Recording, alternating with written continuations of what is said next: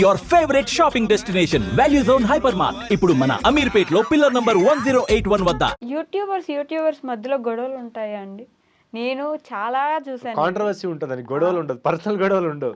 అసలు ఆ కాంట్రవర్సీలు ఏంటో, వాళ్ళు ఎవరో ఏదో చెప్పారు, మనం వాళ్ళ గురించి మాట్లాడదాం, ఇంకెవరో ఇంకేదో చెప్పారు, అది మాట్లాడదాం అన్నట్టు. కొన్ని స్క్రిప్టెడ్ ఉంటాయండి, కొన్ని రియల్ ఉంటాయి, అంతే. కాంట్రవర్సీలు కూడా కొన్ని స్క్రిప్టెడ్ ఉంటాయి, కొన్ని రియల్ ఉంటాయి. నేను చూసినది కొన్ని రియల్వి నా కళ్ళ ముందే జరిగినాయి. ఇప్పుడు రీసెంట్లీ ఒక కాంట్రవర్సీ జరిగింది, మీకు తెలుసు, నా అన్వేషణ గురించి. ఇప్పుడైనా డౌన్ అయిపోయాడు, ఛానల్ కూడా వ్యూస్ నార్మల్ నడుస్తున్నాయి. ఇప్పుడు ఈ ఇంటర్వ్యూలో నేను చెప్తున్నాను, రాబోయే 6 monthsలో ఆయన మళ్ళీ ఒక పెద్ద యూట్యూబర్కి లేదంటే ఒక సెలబ్రిటీని టార్గెట్ చేస్తాడు, మళ్ళీ ఆయన ఛానల్ బూమ్ అవుతుంది, మళ్ళీ ఆయన ఛానల్కి ఒక్కొక్క వీడియోకి ఒక్కొక్క 15 lakhs 10 lakhs రెవెన్యూ అనేది జనరేట్ చేసుకుంటాడు. అది స్మార్ట్నెస్. అది ఇంకొకరిని టార్గెట్ చేయడం. ఇప్పుడు ఫస్ట్ బయాస్ అని యాదవ్ టార్గెట్ చేసిండు, తర్వాత మా ఫ్రెండ్ మా పెద్దన్న పరేషన్ బాయ్స్ని టార్గెట్ చేసిండు, మళ్ళీ బిగ్ బాస్ మొత్తంని టార్గెట్ చేసుకున్నాడు.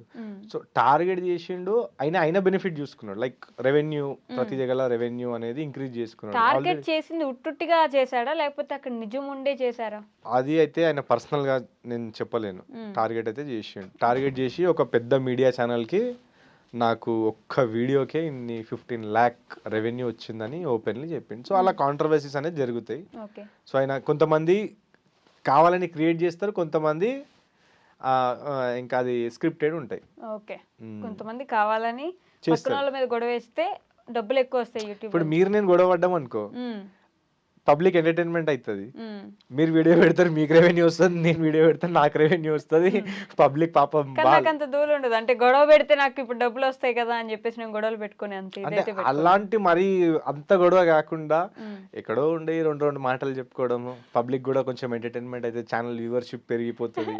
సో అది యూట్యూబర్స్ లో కామన్ అండి. అది యూట్యూబర్స్ లో లేనిది క్రియేట్ చేయడం కామన్. అది కూర్చున్న దగ్గర ఇప్పుడు ఛానల్ డౌన్ నడుస్తుంది అనుకో, ఎవరిని గెలుకుతే మనకు రెవెన్యూ వస్తుంది అని అనిపించింది అనుకో, ఎవరి జీవితాన్ని మనం నాశనం జీవితం నాశనం ఏముందిలే. ఇప్పుడు మనం మాట్లాడితే పర్సనల్ వ్యక్తిని టార్గెట్ చేస్తే, ఎవరికైతే యూట్యూబ్ లేదో ఆ వ్యక్తికి టార్గెట్ చేస్తే అది తప్పు.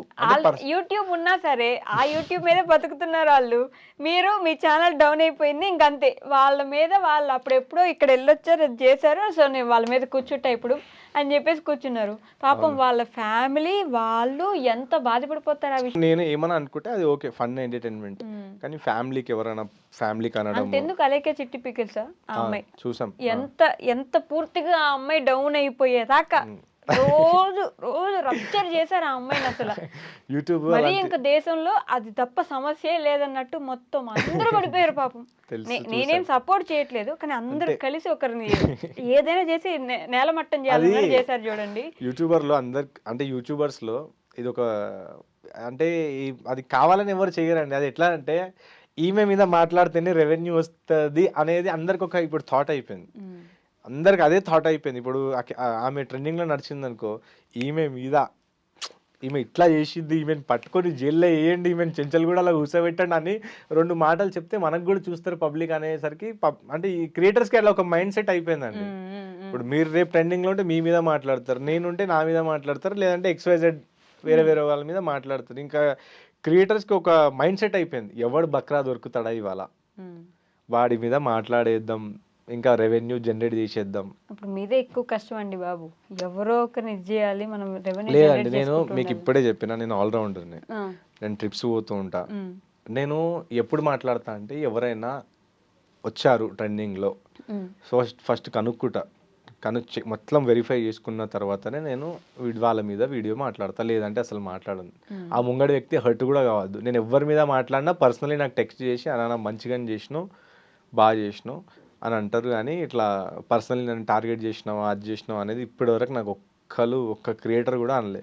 ఇంక ఏ క్రియేటర్తో నేను కావాలని, నాకు చాలామంది అన్నారు, అన్న నువ్వు నన్ను తిట్టు, నేను నిన్ను తిడతా, మనం ఇద్దరం ఒక కాంట్రవర్సీ క్రియేట్ చేద్దాం, హంగామా చేసేద్దాం, నువ్వు పోయి పిఎస్లో పోయి ఎఫ్ఐఆర్ పెడుతున్నట్టు అంటే ఒక పిటి కేసు పెడుతున్న ఎఫ్ఐఆర్ అని చెప్పు వీడియోలో, కానీ పిటి కేసు పెట్టు అలా చేద్దామని అంతవరకు కూడా చెప్పిన వాళ్ళు ఉన్నారు నాకు. అవునా? కానీ ఎందుకులే, మనకు మన ఫ్యామిలీ చూస్తుంది, మన ఇంట్లో వాళ్ళు చూస్తారు మన వీడియోస్, అలా చేయడం తప్పు కదా అని నేను అలాంటి కాంట్రవర్సీస్లలో పోలేదు. అంటే నేను ప్రొలాంగ్ చేసినట్టు కాదు కానీ ఇందాక చెప్పినట్టే పరిషన్ బాయ్ సిమ్రాన్ అన్న అవును, తనని తీసుకుంటే ఆ ఒక్క విషయానికి ఎంత బాధపడి ఉంటారు.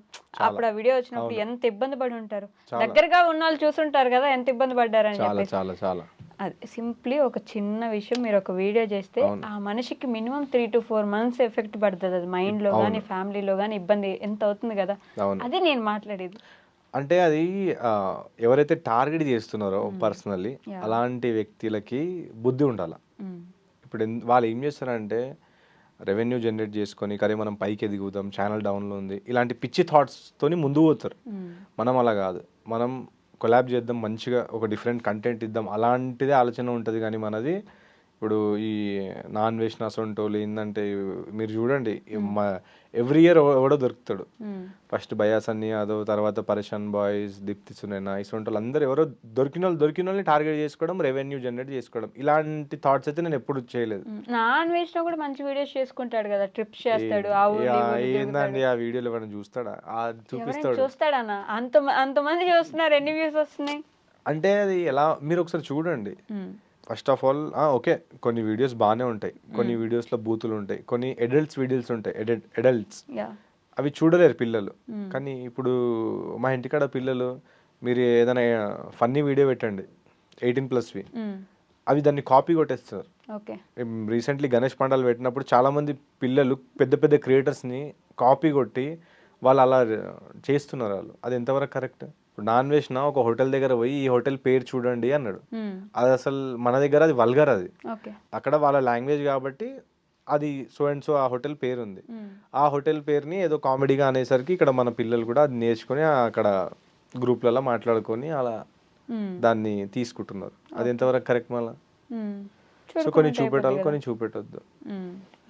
అట్లా ఎవరిని అనగలం, అందరి కోసం వాళ్ళ ఛానల్ కోసం వాళ్ళు పనిచేసే వాళ్ళే.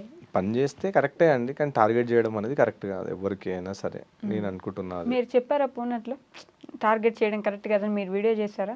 ఇట్లా వీళ్ళని వాళ్ళు టార్గెట్ చేశారు, నాకు నచ్చలేదని వీడియో? నేను అలా చెప్పలేదు, కానీ నేను చెప్పింది ఏంటంటే రోస్ట్ చేసుకోవచ్చు, లేదా ఒకవేళ మీకు చెప్పి అయినా రోస్ట్ చేయాలి, ముంగటి పర్సన్కి చెప్పండి చేస్తున్నామని, తర్వాత స్క్రిప్టెడ్ అని చెప్పేసేయండి, అది ఓకే అవుతుంది. కానీ ఇలా పర్సనల్లీ ఒక మదర్ని అనడం, నువ్వు ఎక్కడికి వెళ్ళి వచ్చావు, అక్కడికి వెళ్ళి వచ్చావు, ఇలా ఫేక్ ఎలిగేషన్స్ పెట్టడం అనేది అలా అప్పుడు అది ఎక్కువగా సీరియస్ అవుతున్నప్పుడు అది కరెక్ట్ కాదనిపిస్తుంది నాకు. ఇప్పుడు చూసారు కదా బెట్టింగ్ యాప్స్లో ఏమైంది. సో అలా చేయొద్దు, ఏదైనా ఫన్నీగా ఉండాలి అంటారు. ఫన్నీగా ఉండాలా, ఎంటర్టైన్మెంట్ ఉండాలా, మీరు నవ్వాలా నేను నవ్వాలా, అలా ఉండాలి. కానీ టార్గెట్ చేయడం అనేది కరెక్ట్ కాదు. ఓకే, యూట్యూబ్ నుంచి మీరు నేర్చుకున్న ఒక బెస్ట్ థింగ్ ఏంటి ఇప్పటి వరకు? యూట్యూబ్ నుంచి నేను నేర్చుకున్నది ఏంటంటే, యూట్యూబ్ వల్ల అయితే చాలామంది బాగుపడతారు. నా యూట్యూబ్ వల్ల నా లైఫ్ చేంజ్ అయిందని నాకు ఒక నమ్మకం. ఇంకా అంటే డైలీ చాలా నేర్చుకోవచ్చు అండి యూట్యూబ్ నుంచి, కొత్త కొత్త విషయాలు నేర్చుకోవచ్చు. ఇప్పుడు ఏఐ వస్తుంది, ఏఐ అంటే యూట్యూబ్ ఒక నాకు టీచర్ లెక్క. ఓకే, నేను ఎప్పుడైనా ఇప్పుడు మీరు ఏమైనా చెప్పారనుకోండి కొత్త వర్డ్, ఫస్ట్ అది యూట్యూబ్లో సెర్చ్ చేస్తా. అరే ఆ అమ్మాయి చెప్పింది ఏదో యూట్యూబ్లో చెక్ చేస్తే మొత్తం దాని మీద డీటెయిల్గా వీడియోస్ వస్తాయి కదా, ఒక టీచర్ లెక్క యూట్యూబ్ నాకు మంచిగా లెర్నింగ్ యాప్. దాంట్లో అన్నీ నేర్చుకో, చెడు ఉన్నాయి మంచిగా ఉన్నాయి. హైలైట్ చెప్పాలంటే నేను ఎడిటింగ్ నేర్చుకుంది యూట్యూబ్లో, వీడియో ఎలా తీయాలా అది కూడా నేర్చుకుంది యూట్యూబ్లోనే. మళ్ళా డిఫరెంట్గా క్రియేటివిటీ ఎలా చేయాలా అది కూడా నేర్చుకుంది నేను యూట్యూబ్లోనే. అన్ని నేర్చుకుంది యూట్యూబ్లోనే, మళ్ళీ చేస్తుంది యూట్యూబ్లోనే.